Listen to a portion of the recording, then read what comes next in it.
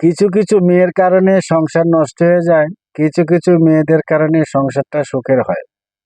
সকল মা বোনদের বলবো, সুন্দরভাবে সংসারটা কেমন করে টিকে থাকে এই চেষ্টা করবেন। আর সকলের সাথে মিলেমিশে থাকার চেষ্টা করবেন। শ্বশুর শাশুড়ি ননদ ভাসুর সকলের সাথে মিলেমিশে থাকলে সংসারটা সুখীময় হবে, সুন্দর হবে। আর বিশেষ করে স্বামীদের সাথে ব্যবহার ভালো করতে হবে। এমনও এমনও স্বামী আছে, স্বামীর সাথে কিরকম তুই মুই ব্যবহার করে, উল্টাপাল্টা কথা বলে, স্বামীকে সম্মান দিয়ে চলে না। স্বামী যদি একটা বলে উনি 10টা করে বসে থাকে। এগুলো থেকে বিরত থাকবেন।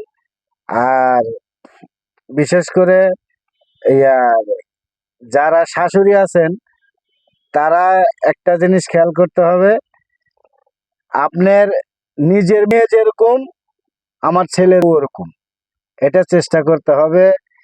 তাইলে দেখবেন সংসার সুন্দর হয়ে গেছে।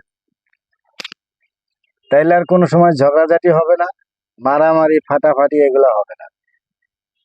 আপনি যদি আপনার মেয়ের মতন ছেলের বউকে দেখেন, আপনার ছেলের বউ তার মায়ের মতন দেখবে আপনাকে। বুঝাতে পারছি কথাটা? এটা বাস্তবতা। কারণ যেমন কর্ম তেমন ফল, আপনি যেমন শিখাবেন আমি তেমন শিখবো। এটাই হলো বাস্তবতা।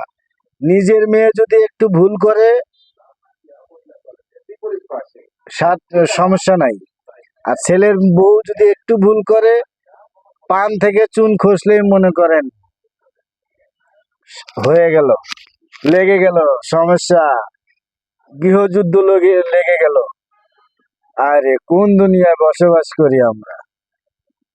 আপনার ছেলেকে আপনি যেরকম করে কষ্ট করে মানুষ করছেন, ওই মেয়েটাকেও তার বাবা মা ওরকম করে কষ্ট করে মানুষ করছে।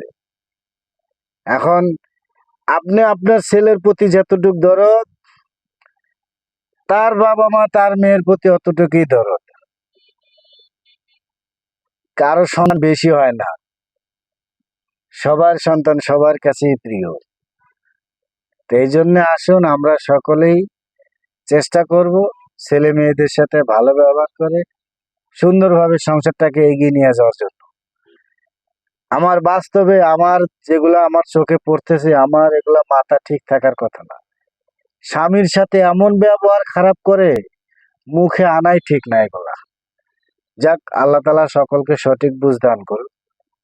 সকলে লাইক কমেন্ট শেয়ার করে পাশে থাকবেন। ভালো হলেও বলবেন, খারাপ হলেও বলবেন, এটা আমার মন খারাপের কিচ্ছু নাই। সকলকে অসংখ্য ধন্যবাদ।